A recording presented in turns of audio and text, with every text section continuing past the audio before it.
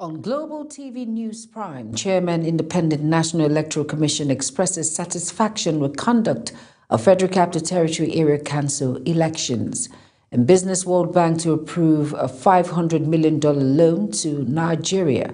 And on the foreign scene, United States President Donald Trump launches attack on 6 Supreme Court justices over global tariffs struck down. And in sports, Super Eagles to play Iran Jordan in four-nation tournament.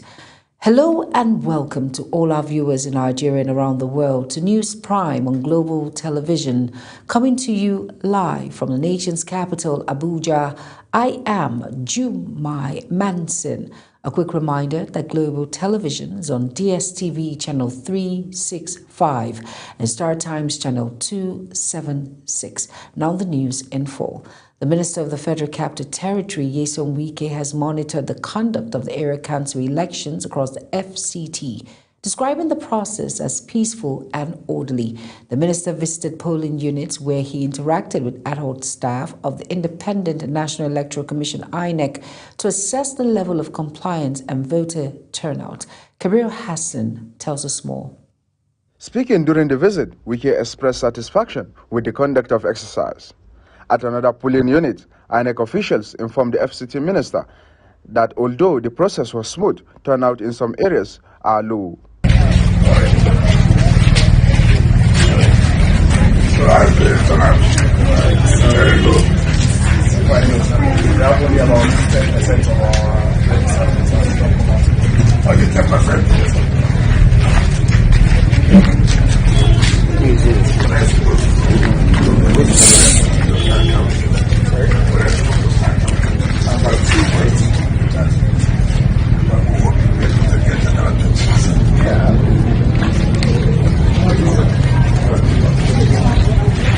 Across monitored polling units, electoral materials arrived early, accreditation and voting commenced as scheduled, and security personnel were visibly deployed to maintain law and order. Residents who spoke commended the peaceful atmosphere and transparency of the process. This is the ward top locally 002. The processes that have been done are perfect, very, very perfect. As you can see, I'm already accredited. I'm 100% ready to go and cast my vote. I think everything is going well. The accreditation is going smoothly, not like as before. So everything to me is okay. You can see it by yourself. The security are moving around. The situation is calm. Everywhere is good. In fact, this year the election is what we expected. The election here has been peaceful. There's no violence and everything is going smoothly. The process is transparent. We can see everything clearly and party agents are observing. Observers noted that although voter turnout varied across polling units, the exercise was largely hitch-free. As voting concluded in some polling units, officials commenced sorting and counting of ballots in the presence of party agents and observers. The FCT Area Council election is expected to produce chairmen and councillors across the councils, with residents hopeful that those elected will deliver on grassroots development. Kabir Hassan reporting for Global TV News. Eligible voters trooped to various polling centers to exercise their franchise in the Federal Territory Area Council election, with mixed reports of early arrival of materials in some polling units and delays in others. Samuel Odi tells us more. We're currently here at the polling unit 013 at Asokoro, just a very short distance away from ECOWAS Commission Secretariat here in Abuja. We saw and noticed at exactly 8:21 a.m. electoral materials arrived with INEC officials, and we are accompanied by some security personnel who are here to ensure that everything transpired swiftly as Abuja decides. So we'll give you developing stories as the electoral process is underway. However, situation was different at polling unit 020 in Nyanya Federal Housing, where voters' turnout was described as massive early as at 6 a.m., but election materials were yet to arrive as at 10 a.m. Frustrated but patient voters waited on the trees, calling on electoral officials to expedite deployment to avoid disenfranchisement. As you can see, this is federal housing. This is poly unit 020, and if you as you can see now, this is getting to 10 o'clock now. Up till now, we have not seen our election materials up till now, and other places have started voting now. They are doing accreditation and all of that, but up till now, the whole federal housing, as you can see now, there's no election materials, nothing. I'm just coming from the collation center, and in Nyanya, 95% of them now have left the collation center, so we don't know what is going on. And look at time now, and according to the INEC, by now our election materials are supposed to be in the polling units up till now, so we don't know what is going on, Nigerians. So this is what is happening. We're here since 6 o'clock, and so we are told the election is starting by 8:30. So up till now, we haven't seen anything, and there is no any update as it is now. We are just waiting for INEC officials. Some voters expressed concerns that delays could dampen morale if not urgently addressed, while others maintained confidence that the process would stabilize as the day progressed. Electoral observers say the contest in logistics highlights the need for improved coordinations to ensure uniform commencement across polling units. As voting continues across the area councils, residents are hopeful for a peaceful and credible exercise, while attention now turns to how quickly delayed polling units will be supplied to generate full participation in the democratic process. Samuel Odi for The Minister of Special Duties and Intergovernmental Affairs, Zefina Bitrus Jassalo, says the FCT Council elections were generally peaceful, describing the exercise as free and fair. Obong Usoro reports. Speaking after casting his vote at voting unit 02 in Gariki, the minister expressed satisfaction with the conduct of the process. The INEC, they are all here, and they are all over the Civil Council, and they are conducting an election free and fair, no hitches. And I believe the security agents are also doing their job. I can see the atmosphere is very calm, everything is going well. He commended the Independent National Electoral Commission for the timely deployment of electoral materials and personnel, noting that voter turnout was encouraging. The people of Abuja Municipal Council will smile because I believe they are voting the candidate of their choice. And I believe that people are doing their rightful voting. Good one, the people want to recognize the winner of the election. Right Honorable Jalasu also praised security agencies for maintaining order and ensuring a safe environment for residents to exercise their civic responsibility.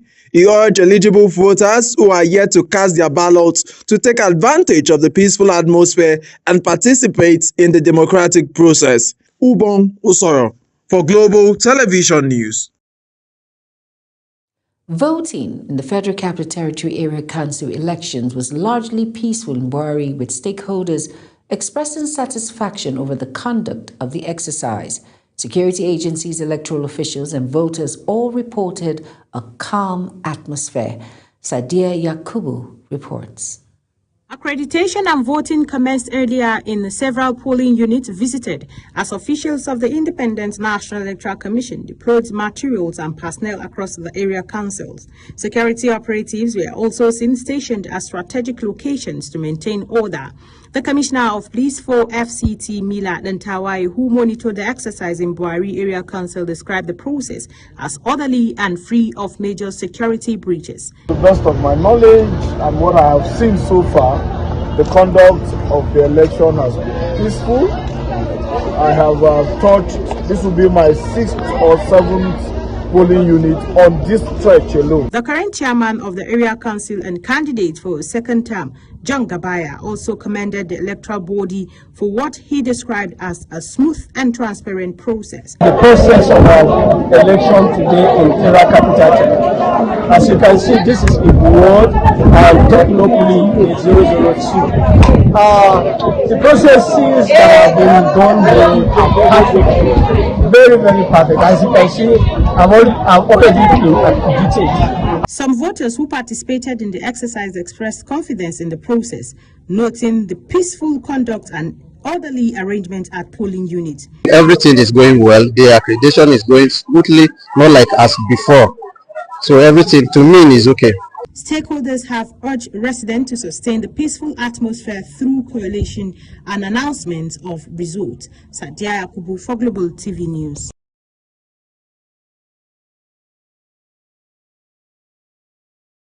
Chairman of the Independent National Electoral Commission, Joas Amopiton, has expressed satisfaction with the conduct of the Federal Capital Territory Area Council elections following an assessment visit to the polling units within the Abuja Municipal Area Council, AMAC. Anayete Patrick reports. At several polling units visited within AMAC, the INEC chairman described the exercise as orderly, peaceful and efficient, key indicators, he says, of a credible election. Professor Amopiton commended the performance of the bimodal voter accreditation system BVAS, noting that accreditation was seamless and took less than 5 seconds per voter. He said the effective deployment of technology would further strengthen the integrity of the electoral process, ensuring that only accredited voters cast their ballots and that results are transmitted transparently. As far as the efficiency of the BVAS is concerned, I am very satisfied because the BVAS have worked effectively and efficiently. The INEC chairman also observed a large voter turnout, describing it as a positive sign of growing civic awareness and public confidence in the system. Security presence, he noted, was adequate, with about 30 personnel stationed at some polling locations to maintain order. On reports of minor logistical challenges in a few polling units, including delayed arrival of materials, the INEC chairman said over 99% of polling units opened as scheduled, while issues recorded in isolated areas were swiftly addressed through security reinforcement and real-time monitoring from the Commission Situation Room. So far, we have gotten very good reports from all the polling units. The atmosphere is very calm in all the polling units. The only area we had problem was in Abaji. And immediately, we deployed security men, and the ugly incident was tamed. And so voting has resumed there. Looking ahead to 2027, Professor Amopiton expressed confidence that the consistent deployment of BVAS and adherence to due process would continue to guarantee credible elections and strengthen public trust in Nigeria's democratic process. He expressed optimism that at the close of polls, the FCT elections would be adjudged free, fair, and successful. Anayete Patrick reporting for Global TV News. Grassroots politics takes center stage in Benue State as All Progressive Congress begins a crucial phase of its internal democratic process. Party leaders say the word congresses are not only shaping leadership at the local level, but also reinforcing unity and stability within the party. Felicity Inderi will bring more details later. 3 major opposition parties, the People's Democratic Party, New Nigerian People's Party, and African Democratic Congress, are missing on the ballot papers for the Kano State House of Assembly by-election. The by-election is being conducted to fill 2 vacant seats in the State Assembly following the deaths of the former lawmakers last year, who were members of the NNPP before their demise. According to report, many polling units had only a handful of voters, with INEC officials seated and prepared, awaiting more constituents. Imo State Governor Hope Uzodinma has inaugurated members of the Judicial Service Commission, taxing them with upholding integrity and protecting the interests of the people. The ceremony in Owerri underscores renewed efforts to straighten the state's judiciary. Our correspondent Amarachi Ibe tells us more. Administering the oath of office, Governor Uzodinma described the inauguration as a defining moment in strengthening the state's judiciary. He acknowledged that recent developments has tested the system, but expressed confidence that the reconstituted commission would restore stability and reinforce public trust. So I will urge you to go out there, give Imo State a united, committed judiciary that will take care of the interests of the ordinary man. You have just sworn to an oath And this oath is read for good conscience, for the protection of the interests of our people, for defense of our authority bestowed on us by God. The governor urged members to be guided by good conscience in the discharge of their duties and to build a judiciary that is united, disciplined, and responsive to the needs of citizens. So I encourage you to do the right thing at all times.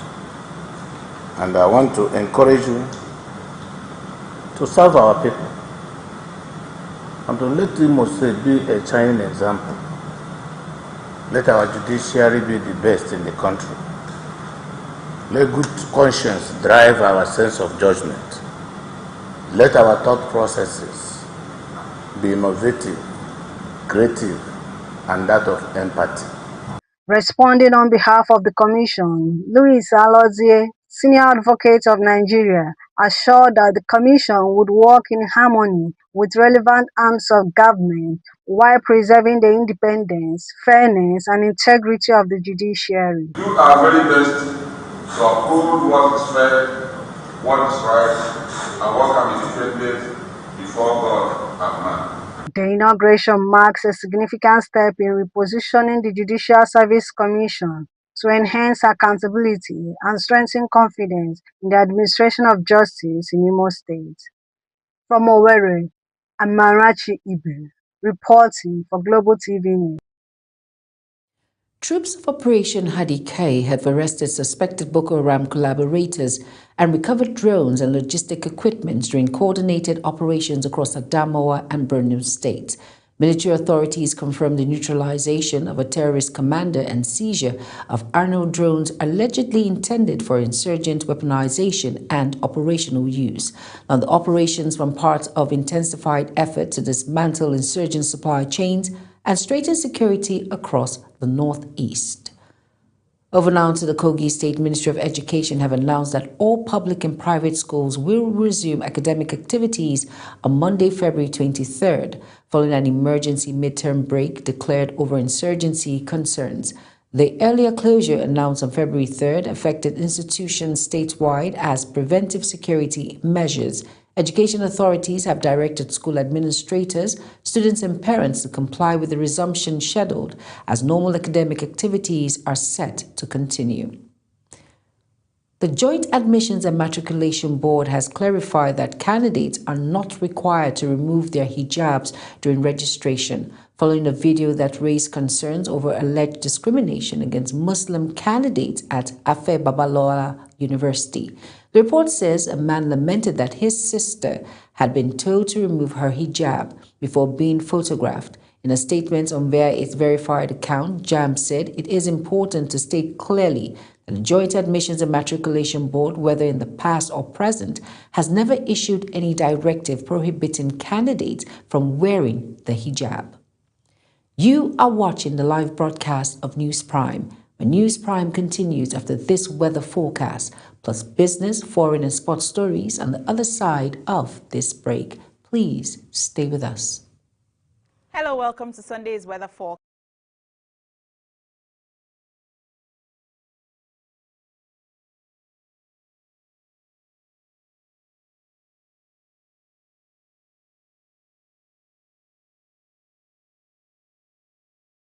Hello and a very warm welcome to the weather forecast. As we continue observing the Ramadan and Lenten season, temperatures are taking a noticeable dip, and it's especially cooler at night, so don't be caught off guard.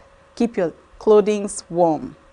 Now, the atmosphere is still dominated with dust haze. From the north down to the inland cities of the south, moderate dust haze is expected, and visibility is reduced to 2 to 5 kilometers. If you're sensitive to dust particles, please take necessary precautions and use a nose mask when stepping outdoors. Along the coast, cloudy skies with sunshine intervals are expected during the morning hours, but later during the day, thunderstorms are expected to develop along parts of Bayelsa Rivers, Delta, Cross River, and Akwa Ibom states. That's the forecast for Saturday. I am Theodora Itzum. Thank you for watching.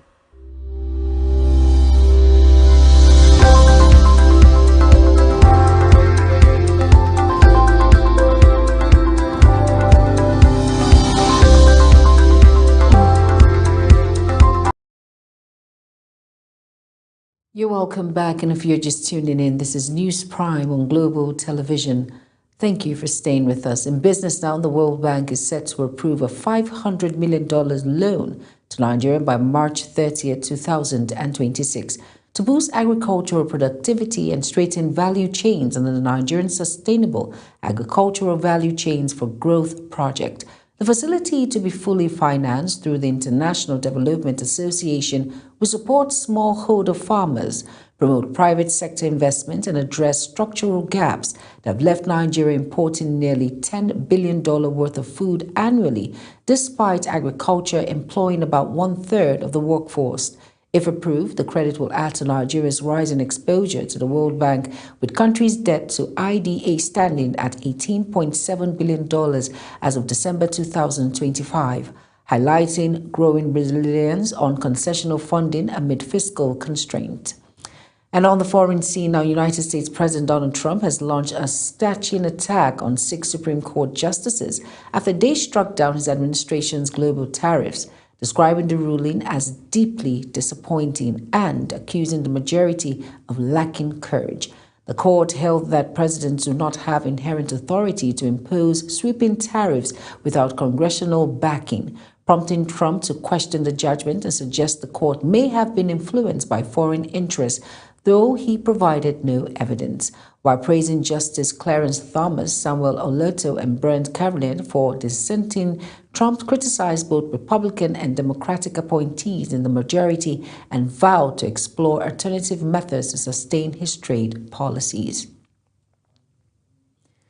Hezbollah warned Saturday that it would have no choice but to fight on after an Israeli strike on targets in Lebanon killed 8 of its operatives. Lebanon's government has vowed to disarm Hezbollah, but Israel insists it retains the right to defend itself by striking the Iran-backed militant group. The Israeli military said it had hit Hezbollah command centers in eastern Lebanon and targets linked to the Palestinian group Hamas in the south. In sports stories, now the Nigerian Football Federation has confirmed that the Super Eagles will participate in a 4-nation invitational tournament in Amman, Jordan, during next month's international window. Nigeria will open against Iran on March 27th at the Amman International Stadium before facing host Jordan on March 31st, while Costa Rica completes the lineup of participating teams. The tournament offers 3-time African champions an opportunity to test squad depth and tactical adjustments ahead of upcoming competitive fixtures.